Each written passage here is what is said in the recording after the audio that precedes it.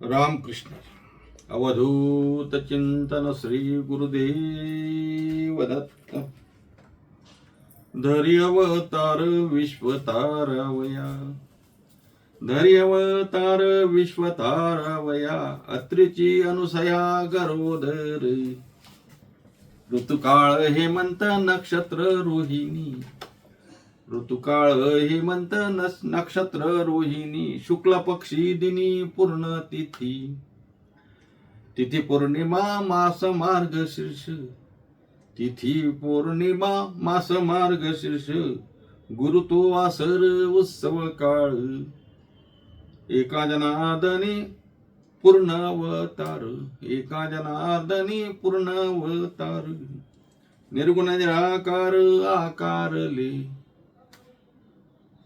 ऋतुकाळ हेमंत नक्षत्र रोहिणी ऋतुकाळ हेमंत नक्षत्र रोहिणी शुक्ल पक्षी तिथी शुक्ल पक्षी दिनी पूर्ण तिथी शुक्ल पक्षी दिनी पूर्ण तिथी भगवान दत्तात्रयाच्या जन्मोत्सवानिमित्त चालू असलेली आपली चिंतन सेवा आणि त्याचा आजचा भाग दुसरा. कालच्या भागामध्ये आपण चिंतन करताना दत्तात्रयांच्या आरतीवर चिंतन करण्याचा प्रयत्न केला. नाथ महाराजांनी संत एकनाथ महाराजांची रचित अशी त्रिगुणात्मक मूर्ती दत्त हा जाना या आरतीवर आपण चिंतन केलं. आणि आज हा मोठा पर्व काळ आहे. भगवान दत्तात्रयांचा जयंतीचा आजचा उत्सव आहे. त्यानिमित्ताने आपण थोडं चिंतन करणार आहोत.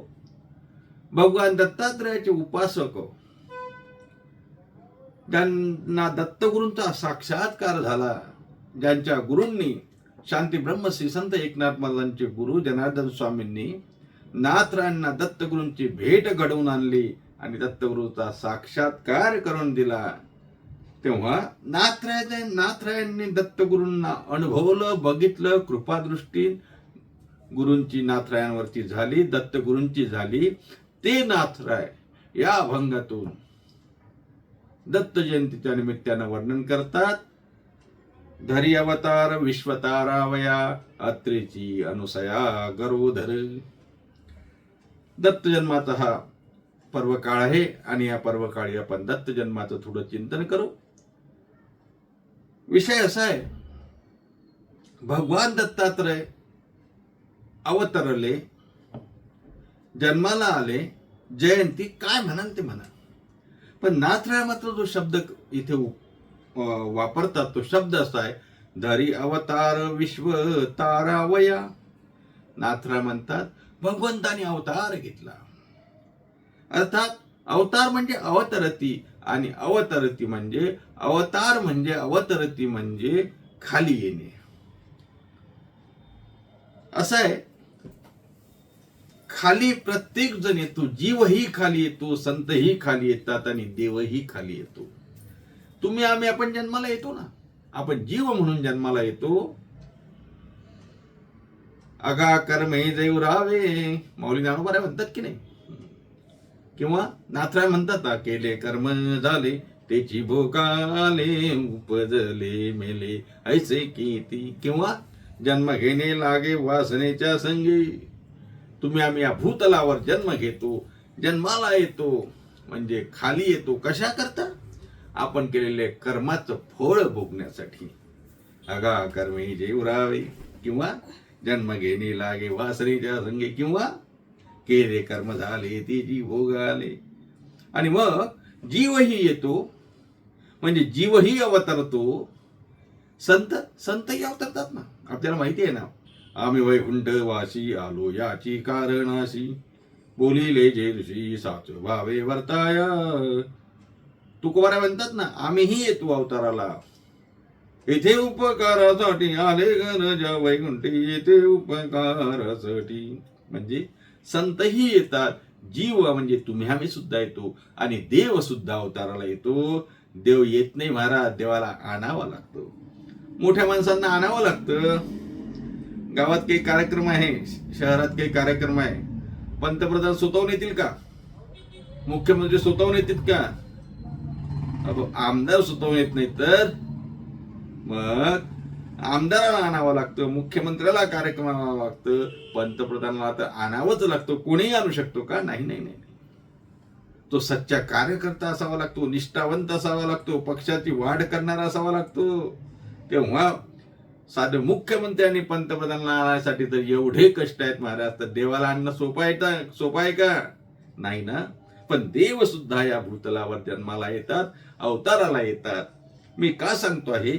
श्री संत एकनाथ महाराज या अभंगातून दत्त जन्माचं वर्णन करत असताना म्हणतात, धरी अवतार विश्वतारावया. या विश्वाला तारण्यासाठी, या विश्वाचं तारण करण्यासाठी, विश्वामध्ये सद्बुद्धी वाढण्यासाठी, या विश्वामध्ये धर्माची संस्थापना करण्यासाठी देव येतात, खाली येतात महाराज. असं आहे. अनेक अवतार देवाने आपल्याला घेतल्याचं माहिती आहे. देवाने मासाही झाला, देव कासवही झाला, देव डुक्कर झाला, डुक्कर. वराह अवतार माहिती आहे की नाही? देवाने अनेक अवतार घेतले महाराज. देव राम झाले, देव कृष्ण झाले, देव परशुराम झाले. अनंत अवतार घेशी भक्ता कारणे. पण देवाच्या अवताराचं ब्रीद वाक्य काय आहे? तर देवाच्या अवताराचं ब्रीद वाक्य असं आहे महाराज, भक्ता राखे पायापाशी दुर्जनाशी संहारी. दुर्जनाचा नाश करण्यासाठी आणि भक्ताचं संरक्षण करण्यासाठी देव अवतार घेतो. या ठिकाणी दत्तगुरूंनी अवतार घेतला हे सांगत असताना भक्तांचं महात्म्य वाढवण्यासाठी, या विश्वाचं रक्षण करण्यासाठी, विश्वाला तारण्यासाठी नाथराय म्हणतात, दत्तात्रय भगवंतांनी अवतार घेतला. धरी अवतार विश्वतारावया. कंसाला मारण्यासाठी भगवान श्रीकृष्णाने अवतार घेतला का? ते गौण कारण आहे. हो, घेतला, तेही कारण आहे. रामाने रावणाला कुंभकर्णा मारण्यासाठी अवतार घेतला का? नाही, फक्त तेच कारण नाही, पण गौण कारण तेही आहे. पण आमच्या दत्तगुरूंनी अवतार कशासाठी घेतला? कुणाला मारायसाठी घेतला का? नाही नाही नाही नाही. विश्वतारावया. धरी अवतार विश्वतारावया. का हो, हा अवतार घेतला कुठे? महाराज म्हणतात, अनुसयेच्या पोटी अवतार घेतला. अत्रीची जी अनुसया आहे ना, ती गरोदर आहे महाराज. अत्रीची अनुसया गरोदर, अत्रीची अनुसया गरोदर.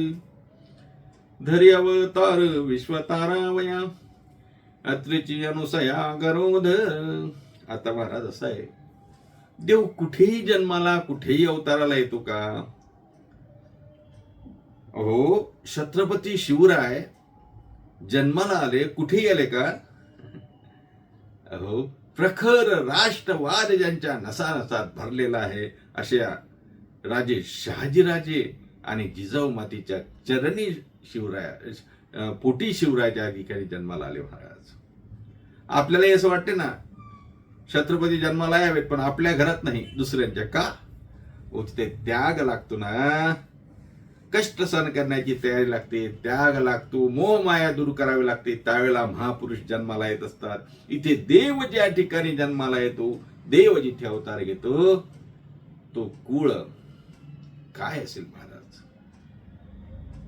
ज्यांच्या पोटी ते जन्माला येतात, ज्यांच्या घरात जे वास्तव्याला येतात, त्यांचा अधिकार काय असतो? महाराज म्हणतात, अत्रीची अनुसया गरोदर. अत्री आणि अनुसयेच्या पोटी भगवान आले.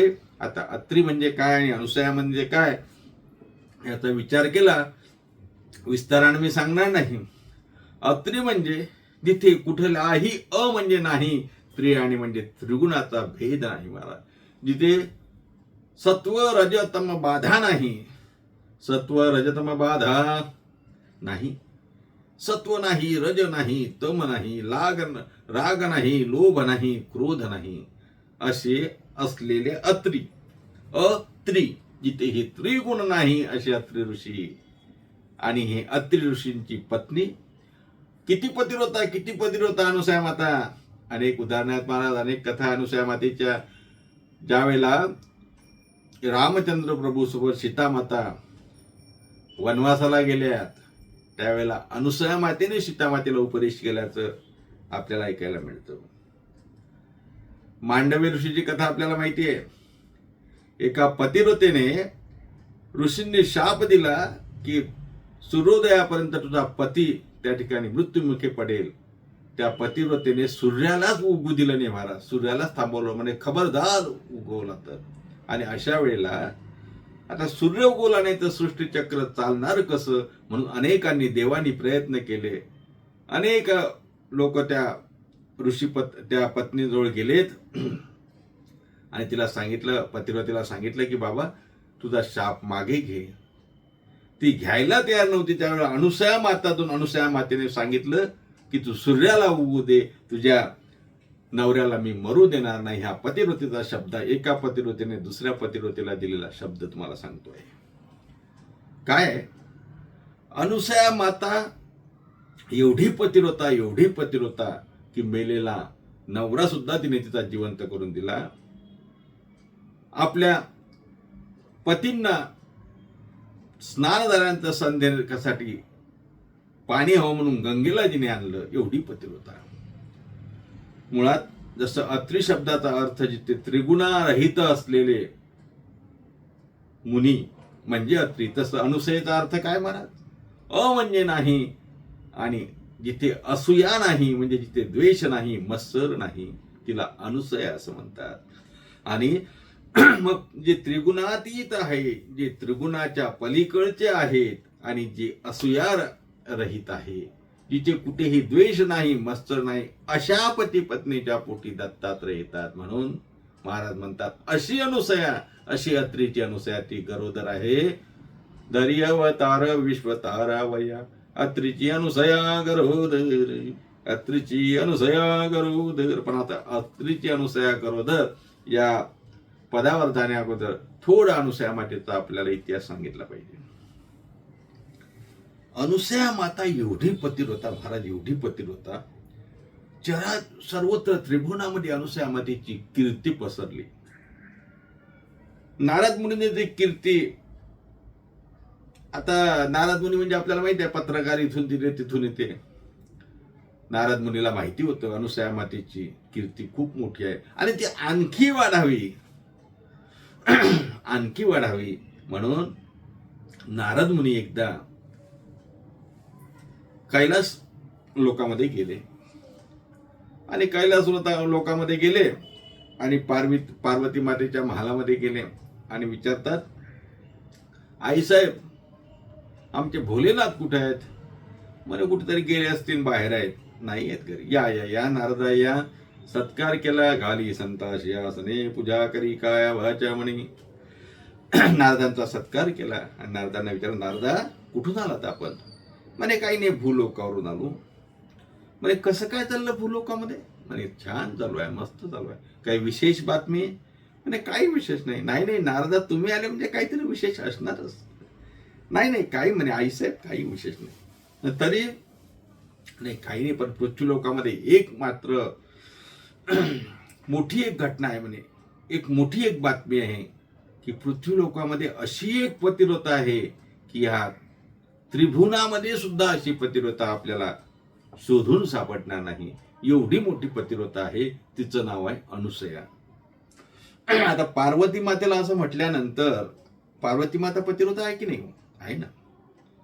मग एका पतिव्रतेजवळ, एका बाईजवळ दुसऱ्या बाईची जर स्तुती केली तर बाईला आवडते का? नाही आवडत.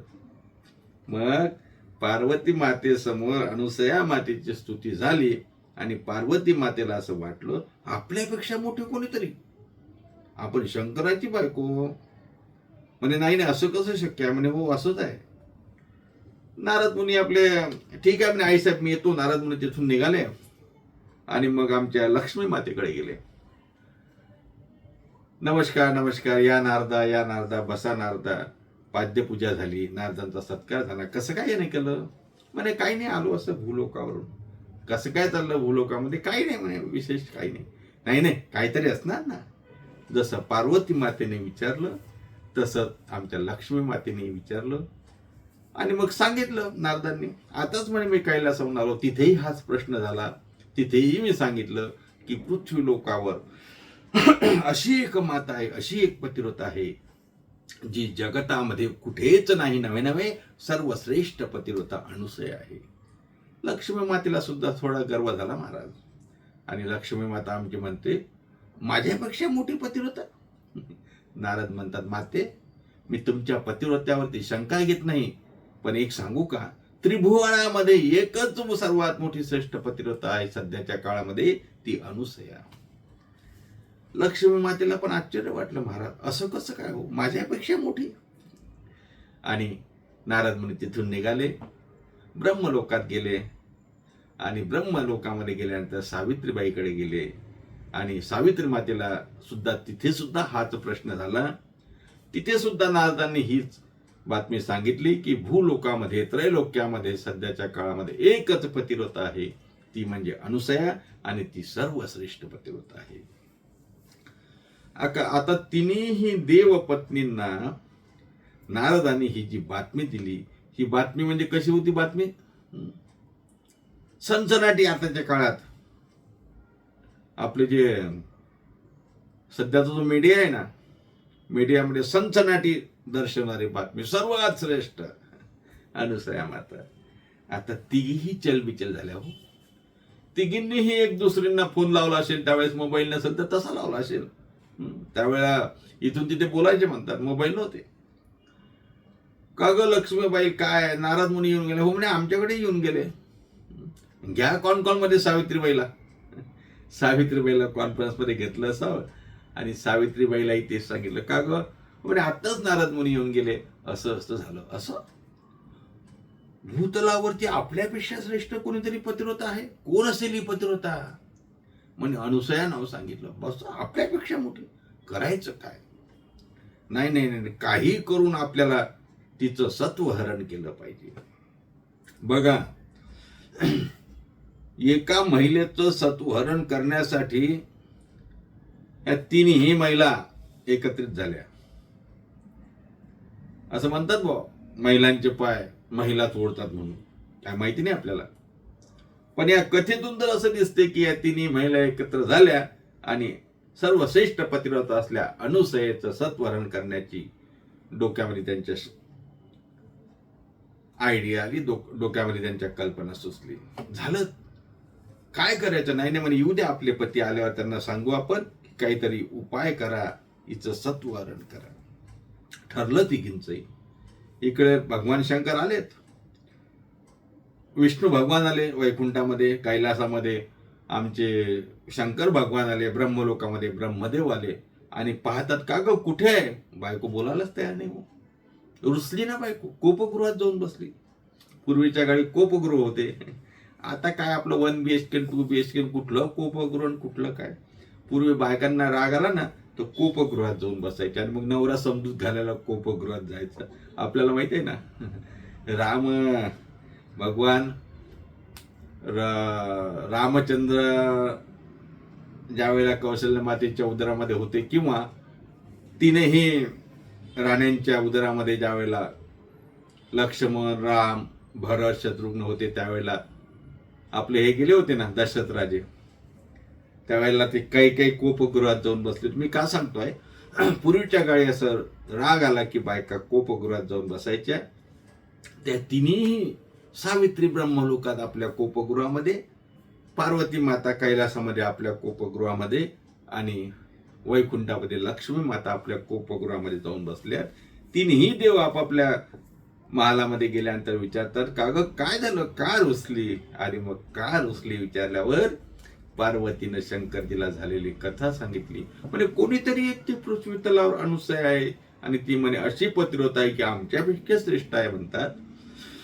इकडे लक्ष्मीनं आपल्या विष्णू भगवंताला सांगितलं, सावित्रीनं ब्रह्मदेवाला सांगितलं, आणि मग तिन्ही देवाने सांगितलं, हो असेल ना ग, आहे आहे म्हणे, आमच्यापेक्षा श्रेष्ठ म्हणे, हो हो असेल.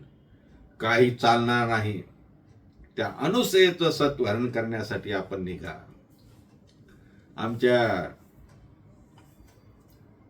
पार्वती मातेने महादेवांना सांगितलं, जा तुम्ही तिचं सत्वहरण करायला जा. निघालेत. बायकोने सांगितलं निघणं भागच आहे ना, हो काय करणार, निघालेत. इकडे विष्णू भगवान, लक्ष्मी मातेने विष्णू भगवंताला बाहेर काढलं, तिकडे सावित्री मातेनं ब्रह्मदेवाला बाहेर काढलं. तिघही निघाले आपल्या घराच्या बाहेर. आणि बाहेर निघाल्यावर तिघही भेटले ना, कारण म्हणजे कुठं नाही म्हणे, चाललो भूतलावर. कशाला म्हणे, असं असं बायकोने. अरे माझी स्थिती ती, माझ्याही बायकोने तेच सांगितलं. तिघांच्याही बायकोने तिघांनाही पाठवलं तिघही निघाले महाराज. भूतलावर आले, अत्रि ऋषींच्या आश्रमाजवळ आलेत. आणि आता अनुसयेचं सत्वहरण करायचं, परीक्षा घ्यायची म्हणून दारात उभे राहिले आणि आवाज दिला. आवाज दिल्यानंतर त्या ठिकाणी अत्रि ऋषींची पत्नी अनुसया माता समोर आली. तिने ब्राह्मण वेशामध्ये आले होते. माऊलीने नमस्कार केला आणि सांगितलं, आपली काय सेवा करू. तिनेही ब्राह्मण वेशात आलेले ब्रह्मा विष्णू महेश अनुसया मातेने बघितले आणि काय इच्छा आपली सांगा, आपली काय सेवा करायची. तिघांनी सांगितलं, आम्हाला भूक लागली आहे. ठीक आहे, काही हरकत नाही, भूक लागली आहे, तुम्हाला काय नाही म्हणे, आम्हाला इच्छा भोजन पाहिजे. अनुसया माता म्हणते, काही हरकत नाही, तुम्ही सांगा ते भोजन देऊ. तुम्ही सांगा काय करायचं, कुठले पंचपक्वान्न करायचे सांगा, तुम्हाला इच्छा भोजन देऊ. आता तिघही ठरवूनच आले होते महाराज. तिघांनीही सांगितलं, सत्वरण करायचं होतं ना अनुसया मातेचं. म्हणे आम्हाला इच्छा भोजन पाहिजे, आम्ही म्हणू तसं पाहिजे. अनुसया माता म्हणते, ठीक आहे, तुम्ही म्हणाल ते देईल. तेव्हा त्यांनी सांगितलं, आम्हाला भोजन पाहिजे, पण माते तू नग्न होऊन आम्हाला भोजन वाढावं. शब्द माते असा वापरलाय महाराज. लक्षात घ्या, आपण बरेचदा विचार न करता बोलत असतो की देवांना हे शोभलं का वगैरे, हे सर्व आहे. पण या मागे सुद्धा अनुसया मातेच्या पतिव्रता धर्माचं कीर्ती वाढवावी म्हणून हे घडलं असावं. माते आम्हाला इच्छा भोजन पाहिजे, नग्न भोजन पाहिजे. अनुसया माते काय हो, एकदम डोक्यामध्ये वीज चमकावी तसं घडलं असावं नाही. एवढी मोठी पतिव्रता आणि नग्न भोजन वाटायचं, नग्न व्हायचं. परपुरुषासमोर त्या ठिकाणी नग्न होऊन वाढणं कसं शक्य आहे महाराज. पण महान पतिव्रता आहे हो. काय पतिव्रता म्हणजे तुम्ही सामान्य समजू नका. तुकाराम महाराज वर्णन करतात, तुका म्हणे पतिव्रता, तुका म्हणे पतिव्रता, तिची देवावरी सत्ता, तिची देवावरी सत्ता. तुका म्हणे पतिव्रता, तिची देवावरी सत्ता. देवावर सुद्धा सत्ता असते पतिव्रतेची. तिने विचार केला, हे सामान्य कोणी नसावे. ज्या अर्थी आपल्याला हे नग्न भोजन मागतात त्या अर्थी साधारण कोणी नाही. आपली सत्व परीक्षा पाहायला आली असतील, पण मीही पतिव्रता आहे. तिने अत्रि ऋषीच्या स्मरण केलं, अत्रि ऋषीचं स्मरण केलं आणि अत्रि ऋषींच्या पायाचं तीर्थ ज्या कमंडलूमध्ये ठेवलं होतं ते कमंडलू घेतलं. महाराजांनी सांगितलं, ठीक आहे, या आपण आतमध्ये बसा. तिघांनाही आतमध्ये बसवलं आणि तिघांच्या अंगावरती अत्रि ऋषीचं स्मरण करून ते तीर्थ घेतलं, ते जल घेतलं आणि तीनही देवांच्या म्हणजे तीनही ब्राह्मणांच्या अंगावरती शिंपडलं. परिणाम काय झाला, तीनही ब्राह्मण छोटे छोटे बालक बनले महाराज. आणि मग या छोट्या छोट्या तीनही बालकांना अत्रि ऋषीच्या पत्नीने आपल्या कडेवरती घेतलं, पोटाशी घेतलं आणि स्तनपान केलं. इच्छा भोजन. लहान बाळांना काय जेवण द्यायचं, शिरापुरीचं, पुरणपोळीचं नाही नाही, पंचपक्वान्नाचं नाही, त्यांना जेवण दुधाचं असते महाराज. आणि मग स्तनपान करवलं, तीनही देवांना स्तनपान करवलं आणि मग तिघांनाही पाळण्यात घातलं. आणि अनुसया माता झोका द्यायला लागली. ब्रह्मदेवाला अनुसया माता झोका देते आणि म्हणते, अरे ब्रह्मदेवा, सृष्टीची उत्पत्ती करता करता तुला कधीच आराम मिळाला नसेल. आता या पाळण्यात जो रे बाळा, झोप आता, शांततेत झोप.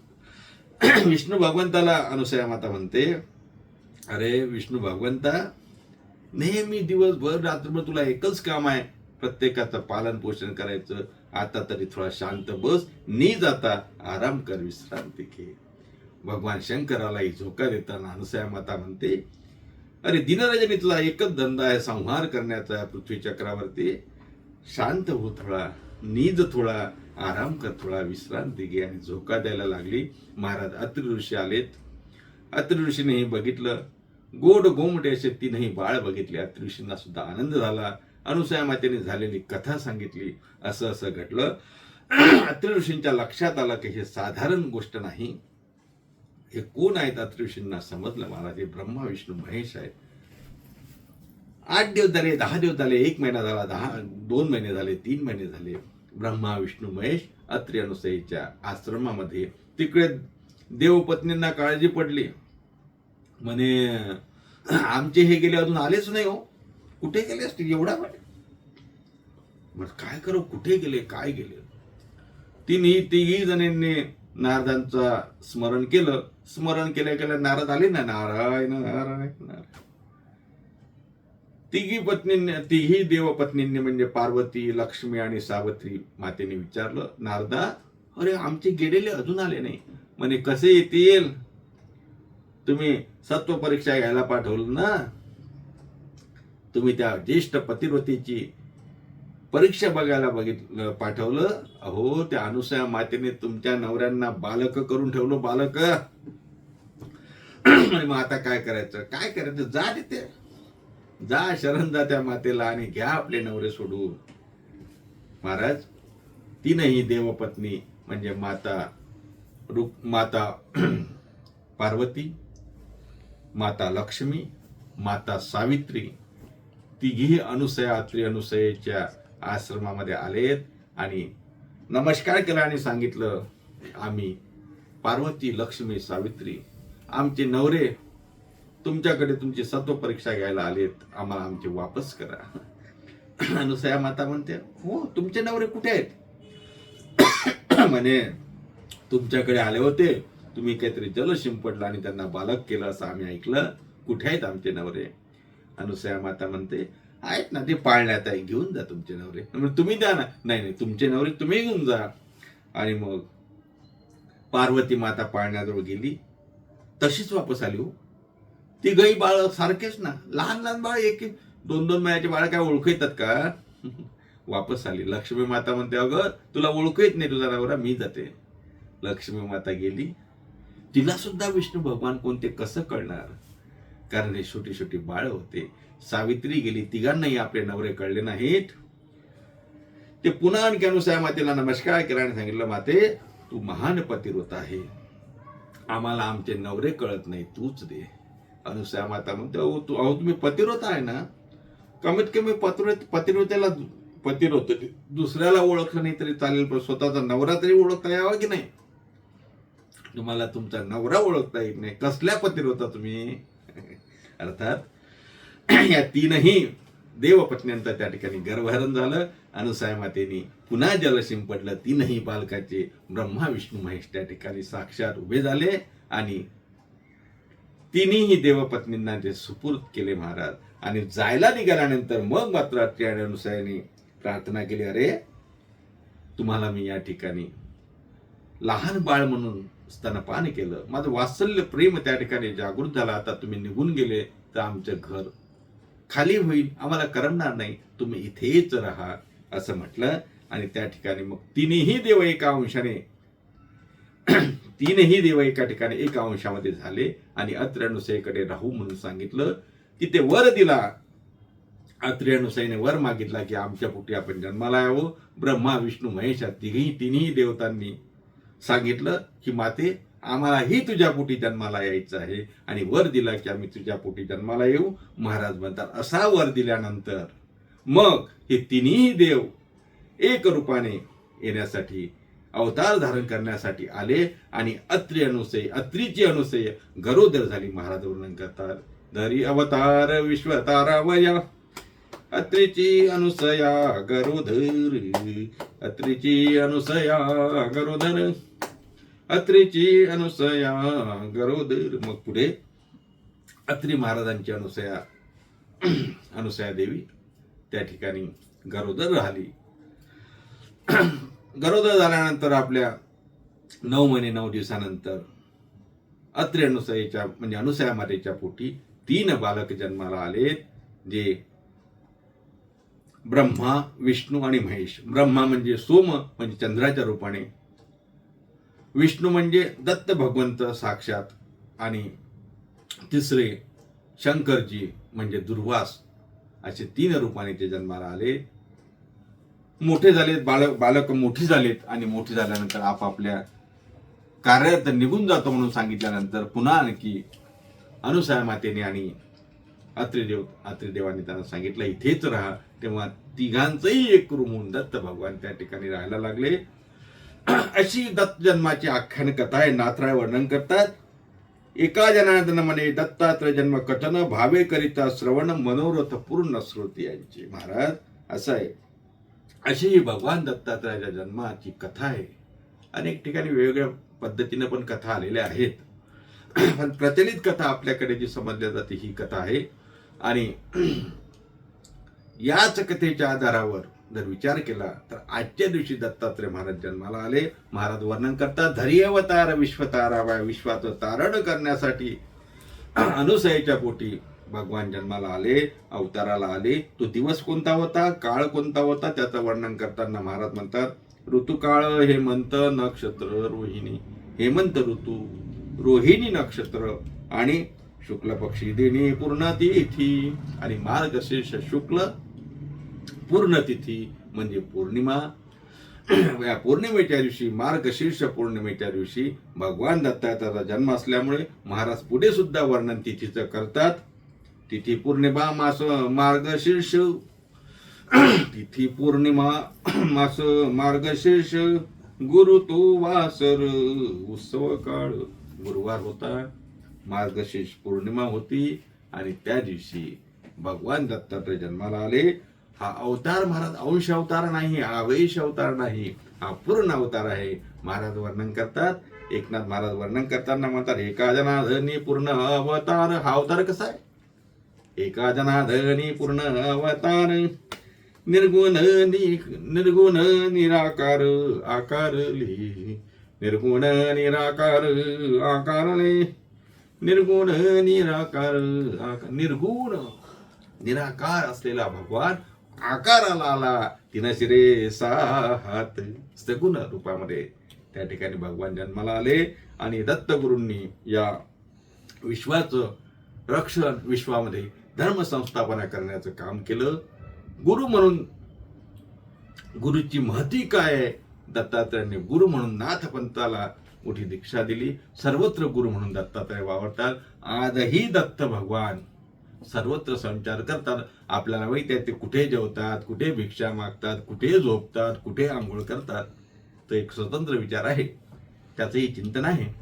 असू द्या, आज दत्त जन्माच्या निमित्ताने आपण दत्तात्रय जन्माख्यानाची थोडीशी कथा चिंतन रूपाने करण्याचा प्रयत्न केला आणि श्री संत एकनाथ महाराजांच्या अभंगाच्या आधाराने ते चिंतन आपल्यासमोर मांडण्याचाही प्रयत्न केला. झालेली सेवा भगवान दत्तात्रयाच्या चरणी अर्पण करू. आणखी उद्या आपण भेटणार आहोत. थोडंसं दत्तगुरूंचं चिंतन म्हणा किंवा दत्तगुरूंनी केले, मला वाटते दत्तगुरूंनी केलेल्या 24 गुरूंचा विचार आपण करू, नाही का. जशी आपल्याला बुद्धी दत्तगुरू देतील तसं आपण चिंतन पुढच्या भागामध्ये करू. तुर्तास आज इथेच थांबू. एकदा भगवान दत्तात्रयाचं भजन करू. दिगंबरा दिगंबरा श्रीपाद वल्लभ दिगंबरा,